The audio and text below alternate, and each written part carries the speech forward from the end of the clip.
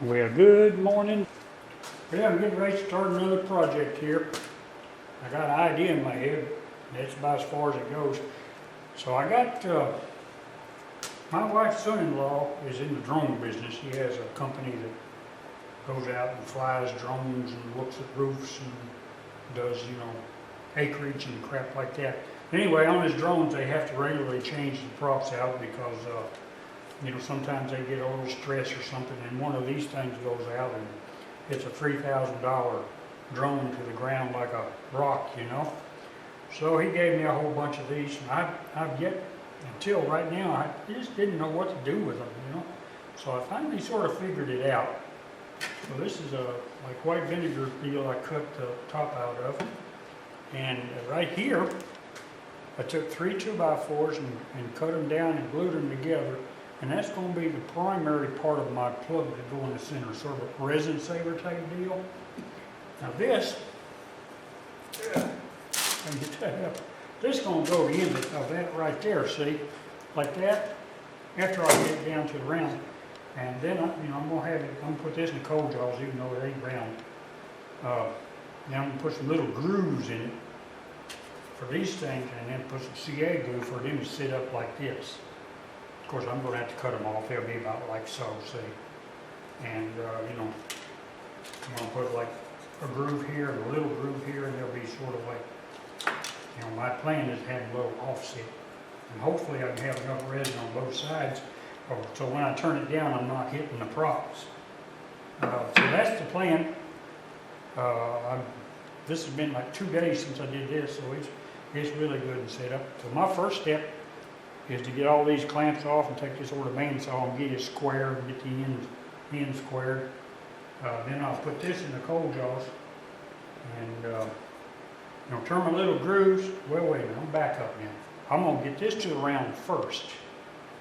And then I'll put this in the cold jaws and get little grooves and get this measurement, make me a center and glue it to it. And then that'll go into there after I get all these props in. Well, I hope you followed that mess. I'm not sure I did. But I'm going to start. They never end up like you start. I'm going to give you a little quick hint right here. Sometimes I've made this mistake, and I know other people do. When you put your faceplate on like a glued together deal, make absolutely sure that none of your screws are in the glued place, because a lot of times it'll split it. Like if I put the screw right in there where it's glued together, sometimes it'll split that. So just when you do it, just make real sure now that none of them are going to be there, and then you'll be in good shape. I like to use deck screws, as everybody knows. I like the Torx heads. They don't give up on you. They don't spin out. And these have like a little drill point on the end, so you don't have to pre-drill your holes. And sometimes, something like this, it might be a little more difficult to get in to start with. And I generally put 2 in opposite of each other. If I can get my fingers around them, that is.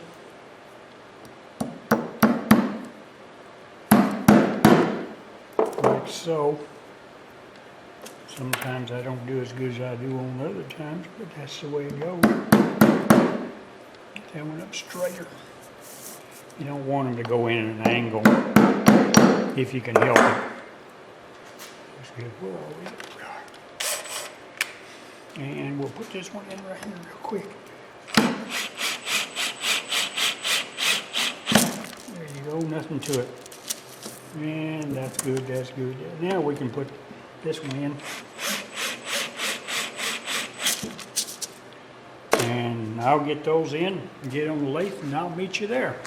Alrighty. Yeah, I'm going to be using a bowl gouge for this. Got to make you anti-carbide people happy some days. So I think I got the fast belt on. Let's see what happens here.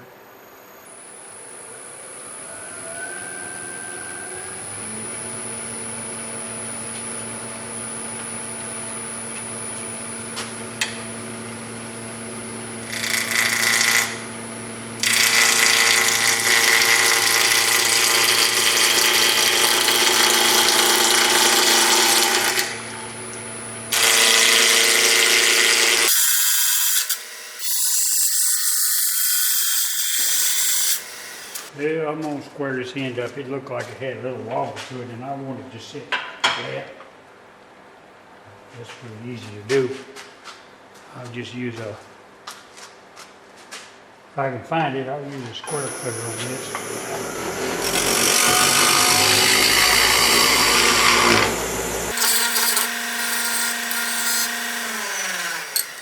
All right, I got the tops and bottoms glued together. I used a little bit of Starbond Fix CA for that, and some accelerator. And I've got the lines marked. Now I'm going to take the point tool right here, and I'm just going to make me some grooves in it, here and here, and that's just for the props to sit in.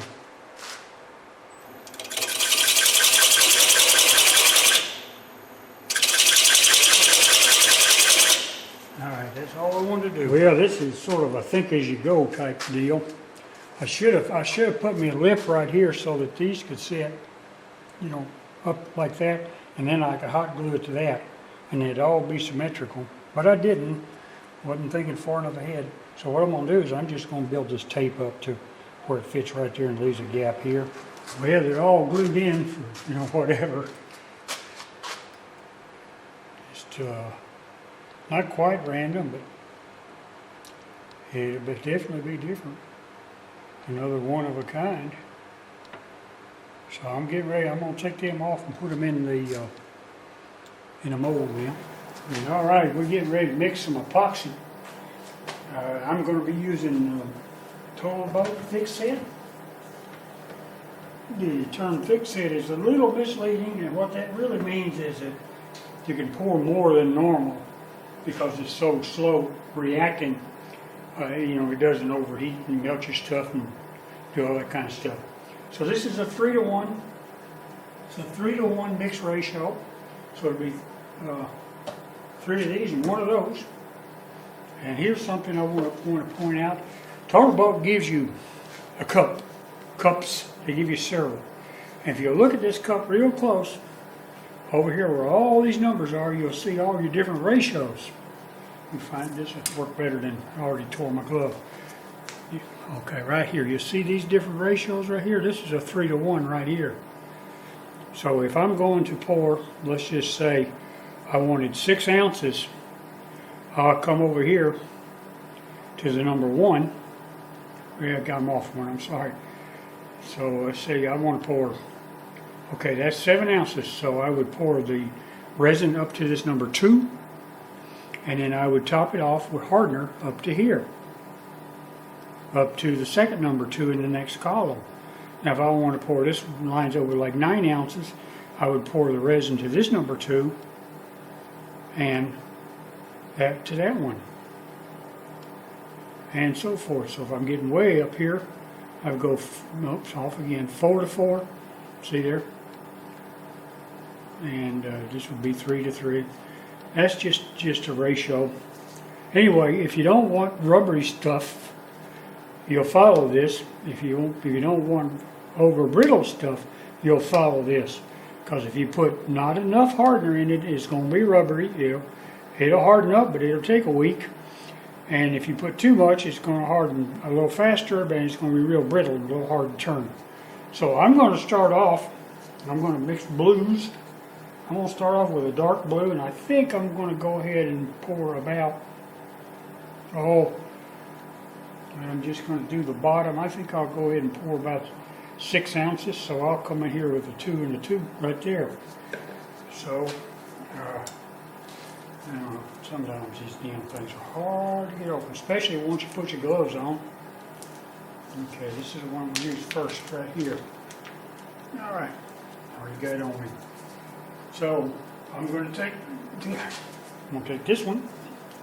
This is the resin, and I'm going to come in here to this scale right here, and I'm going to pour this up to that 2 right there. Sort of hard to get to see real good. Make sure you get the right one now. All right. Ooh, Betsy, I got a little over, but I'll just get a little over on the other one. Now what I'm going to do is I'm going to take the hardener and get it open, and I'm going to come over here to, Okay, this is the one I'm looking at right here. Right there's the one I'm looking at, okay? So I'm going to come over here, and I went a little past the 2, so I'm going to come up here to the next column to the 2, and I'm going to go past it about the same amount. If I can find it again.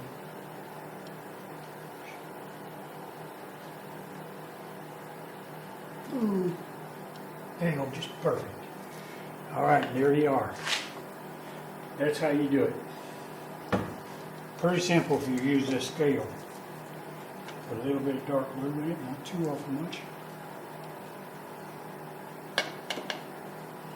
This is cobalt blue. Yeah. I can't read their small writing, but I generally just stir it until I get tired of stirring it. This stuff sets up so slow. I mean, it will be, let's see, what is it? It's 1 in the afternoon here. It'll be 10, 11 o'clock tomorrow before I can take it out and turn it. And I'm gonna put it in the pressure pot naturally.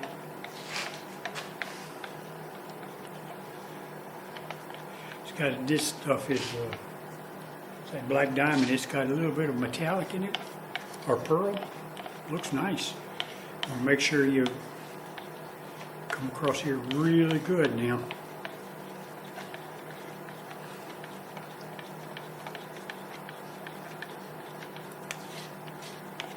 And try to get the edges, do your figure 8 and all that kind of good garbage.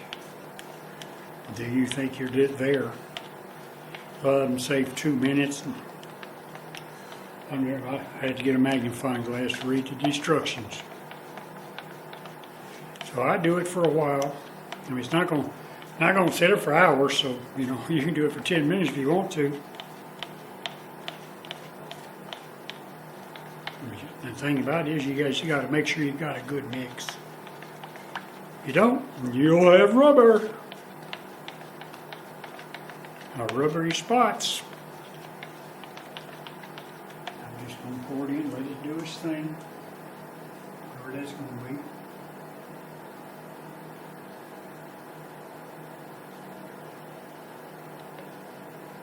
Yeah, just about what I wanted.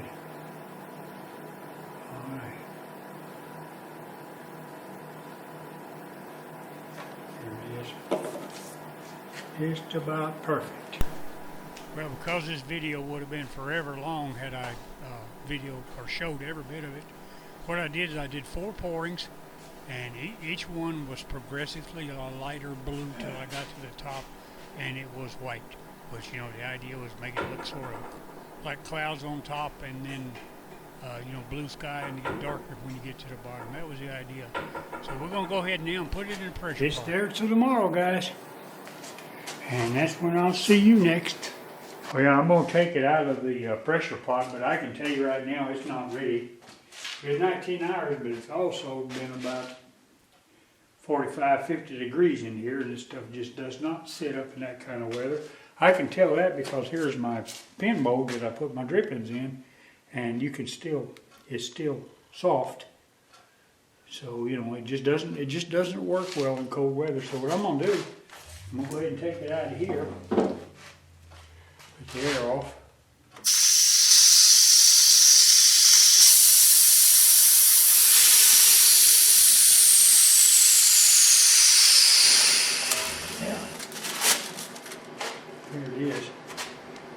Well, yeah, I'm getting ready to turn this thing, so, but, and I went ahead and I sharpened my negative rake round cutter, but then I realized that, you know, maybe everybody didn't see how I did that the last time I did it, but here's what you got. This is a little jig I made, and it's made out of wood, and you got a rod in here, and it's tapped on the end so you can put a round cutter on the end of it, and right under here you see there's a lip, and what you do is you come in here and you want to pull it all the way back. And of course you can see it, use a drill. See, this lip goes against right here. And then, you know, I've already done this, but I'll do just a little more. So you come over here and you hold this right here, and you want this on slow. Yeah, I got it on slow, okay? And you basically just then like so.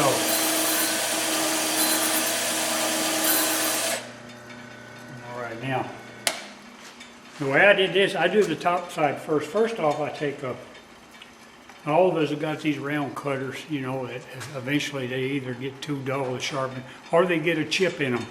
So I got a couple of chips in them. So what I did is I went ahead and made negative rake scrapers out of them. And they seem to work quite well. I can get this one off here. There you go. I'll try to get it up there where you can see it real good in a second. I don't end up dropping the screw in sawdust and having to dig my other stuff out. But anyway, I'm going to try to get this up here. Let me see now. Probably the light's no good. So let's come over here to, I'm going to zoom in on it now, maybe get a little better light. Okay. All right. There you go. Can you see that?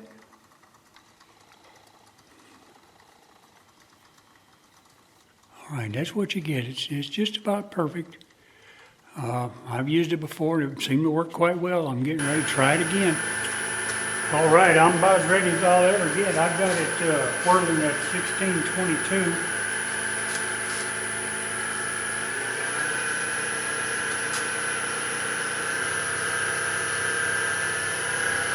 I'm going to push it up to 2,000, even money.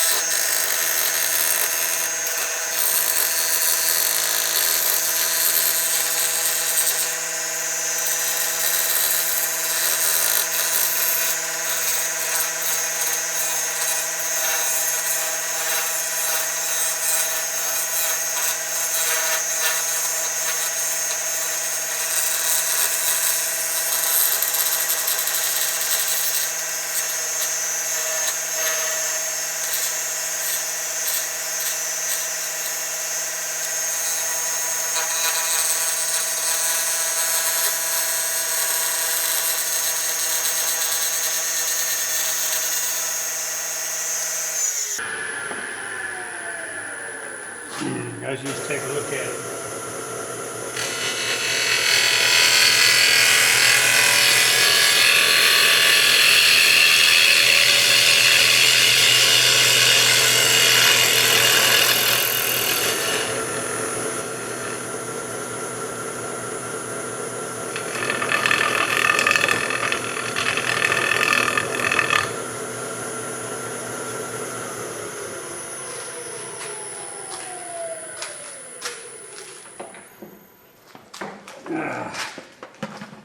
Oh, I hate to say this, guys, but when everything else fails, I go to the beaver. Where it was chipping right here, just about took it out. No chipping right here whatsoever. No bubbles, no nothing. Let me see how soft that really is. I may just try something here. Man, it may have been just on the surface. This may be a mistake, but it won't be the first one I made. That's for dang sure. Oops, guess you'll loosen. Move a whole lot easier. I'm gonna come in here. When you're using a beaver, guys, you got to run it close. That's the rest, that is.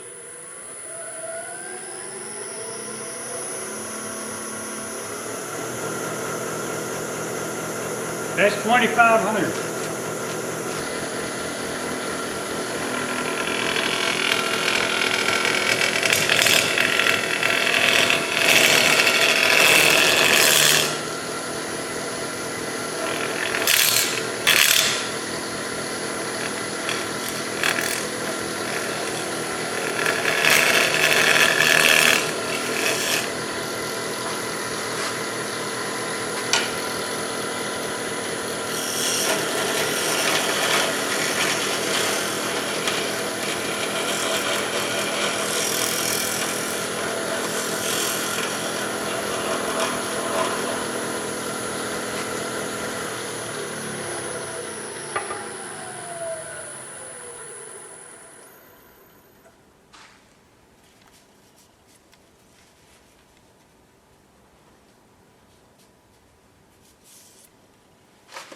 All right, see, I'm getting a little chipping now, so I guess that's so much for that.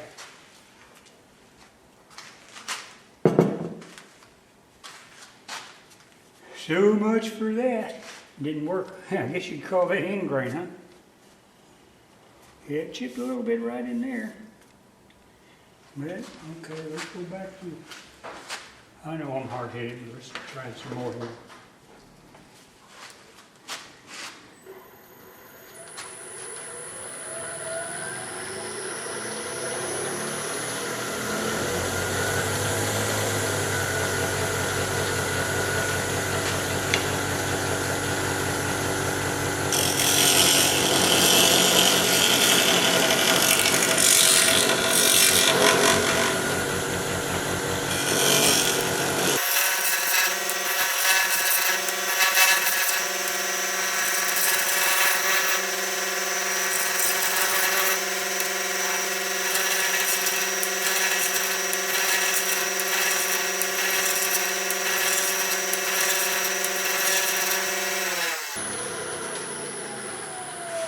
I'm getting there.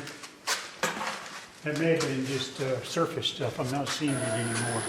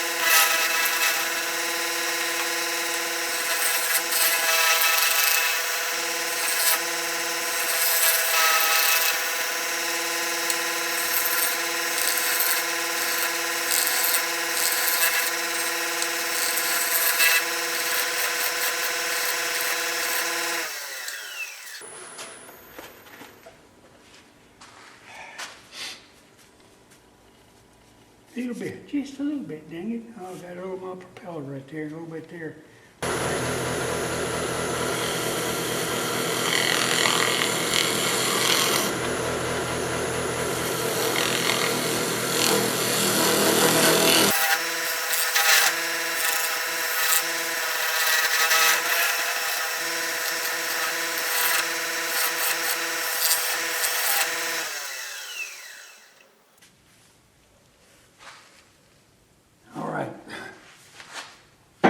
Wait. My goodness. Epoxy is a mess, isn't it? All right, I'm going to drill my, I guess you call it a depth hole. Actually, I just use it for, make life easier when you go to turn it. Had some guy the other day said it scares him when I hold my glove there. Well, I don't grip it, okay? My hand's right there. In case it pulls out of the taper, I can grab it. And if you don't have a glove on, these little teeth right here will tear your hand up if it's spinning and comes out. And I got an emergency stop right there and there and there. Boom. So, that's why. And I have no intention of changing my habits. Good as wood is hard to do. They are kind of easy.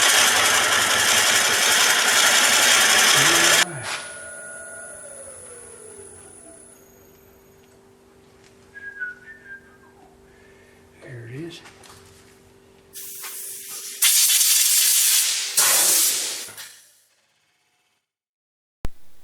Well, the plan is to hollow the first half of the bowl about 3/4 of the way down, and then I'll cut a plate and glue it on the bottom, put a tenon in it and flip it around.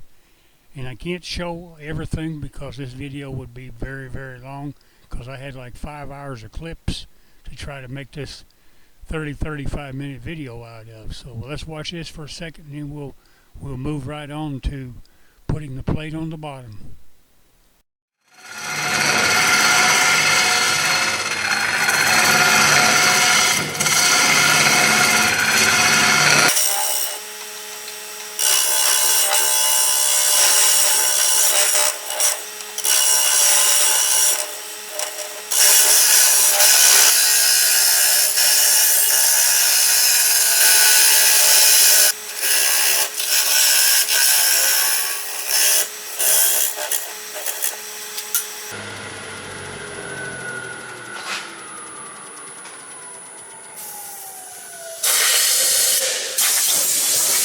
Whew, sure hard to tell what you're doing in there. Well, it's a couple of days later. I've just had other things to do. I've cut me a blank, and it's silver maple that I'm gonna glue on the end of that, and I'm gonna stain it black when I'm done. That's why I'm not too worried about the grain and stuff. Anyway, I'm getting ready to epoxy it on, and I'll be using this 30-minute epoxy. It's from Great Plains. But first off, last time I did this, one of them popped, a few weeks later, and that really bothered me as to why that happened. And I think maybe it was there's some moisture somewhere in one or the other. So what I did this time, just after I used the 36 grit, I took a drill and drilled little bitty holes about no more than 1/16 of an inch deep in different directions in both this and this. So when I put this on now, it's going to have some anchor holes. Now I don't know if that'll solve it or not, but it'll stand a better chance anyway. So I'm using the bottom of a can as always. There's a 50-50 mix on this kind of stuff. You don't have to give it no 2 minutes of stirring. You just got to get it mixed. That ought to get it. It looks like to me like a pretty well got it covered. And I'll see tomorrow, and what we'll do tomorrow is we'll clean this up and get it like we want it. And I'm gonna put a recessed tenon in there, about 100 millimeter one, a big and deep. That's the way I like them. Well, it's been a couple. Actually, I think it's been 3 days since I've been out here and messed with this mess. What I been doing other things and all kinds of stuff. So I'm gonna mess with it now.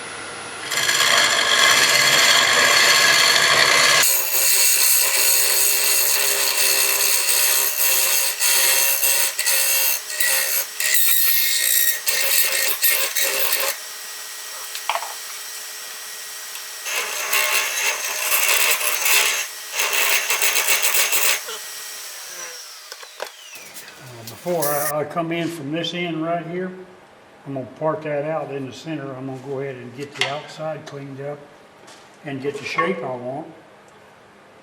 Now, primarily, I want to, reduce the weight out here, because when I start doing the inside, I won't have nothing up here to brace it. I don't think my steady rest opens up a big enough to do that. I'm using my round cutter.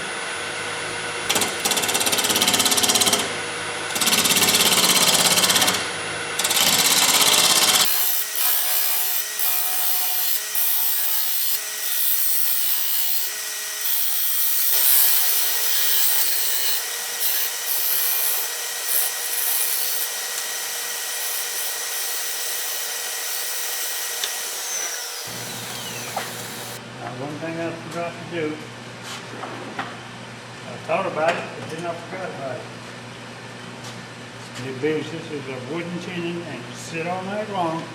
You're always wise to check it. And it seems pretty tight still. But you know yourself that wood compresses. And if you leave it overnight, it's going to compress a little. Like this could be loose. I think that's how a lot of guys lose it.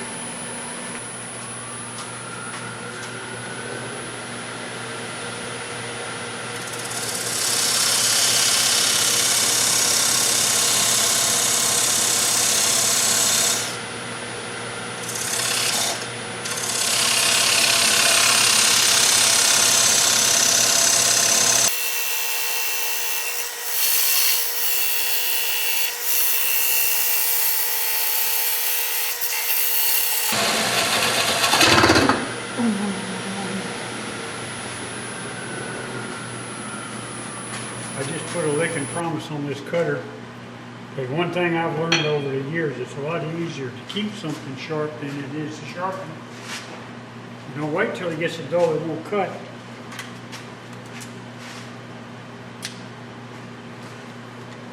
Well, you know, it's probably gonna sing to me here.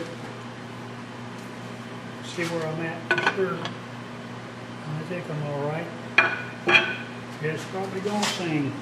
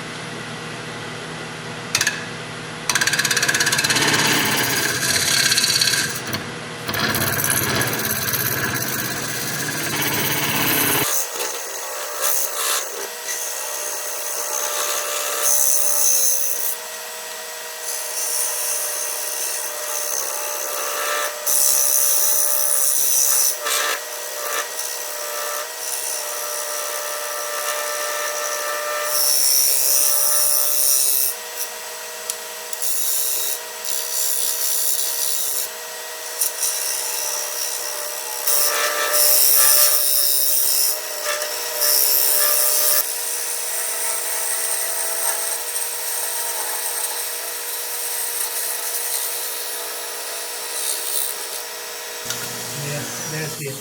That's it. Time to scrape it. I just have to do that again tomorrow. Let's see what this is going to look like now.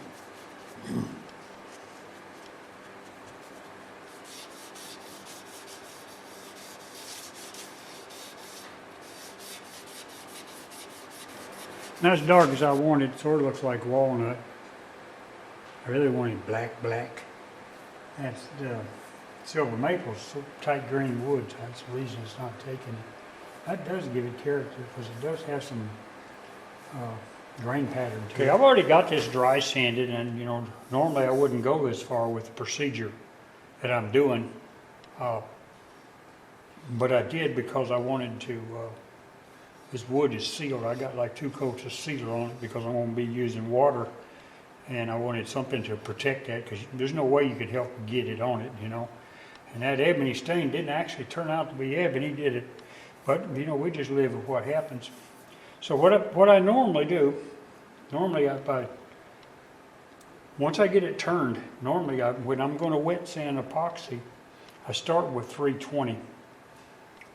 Depending on, you know, if I got any tool marks, of course I'm going to get them out with, you know, power tool or something. But then when my wet sanding, I usually start with 320 wet or dry.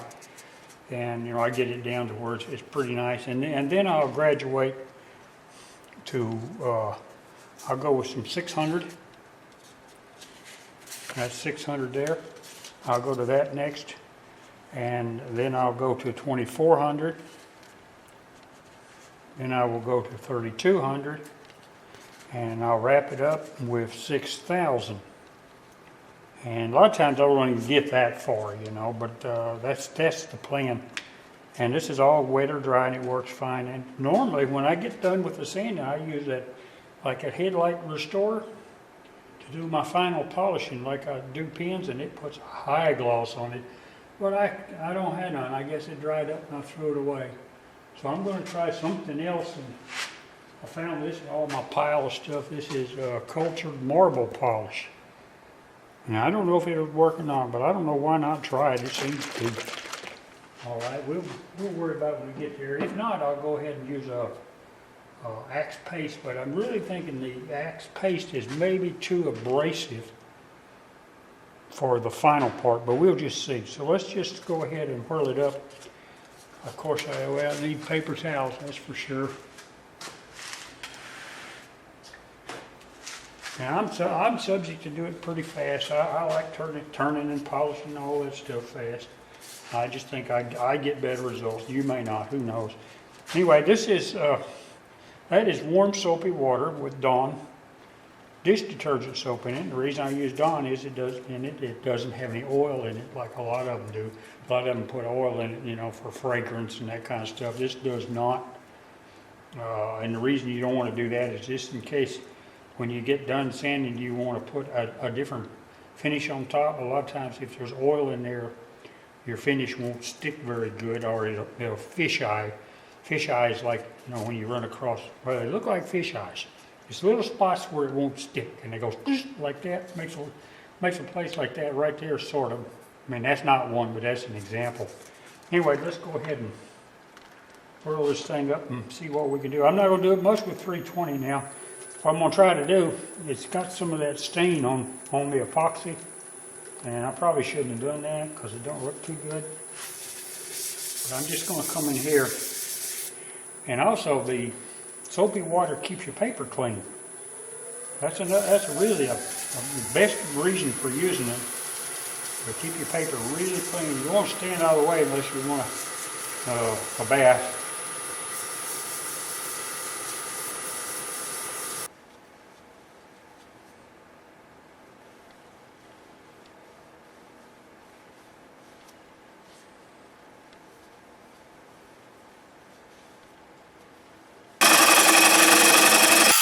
It's all done. Another one in the bucket. I think this one turned out real nice. Only thing I wish I had got a little lighter on my color so I could see the props in there a little bit better. You can see them really well from the inside, so it's sort of hard to show you guys. The bottom turned out nice. I'll show you in a minute up close. And I put some coral blue epoxy in the bottom, and that's just for aesthetic purposes. It's really hard to get into the very bottom to shine it up. I mean, it looked okay, but it wasn't quite to my standards.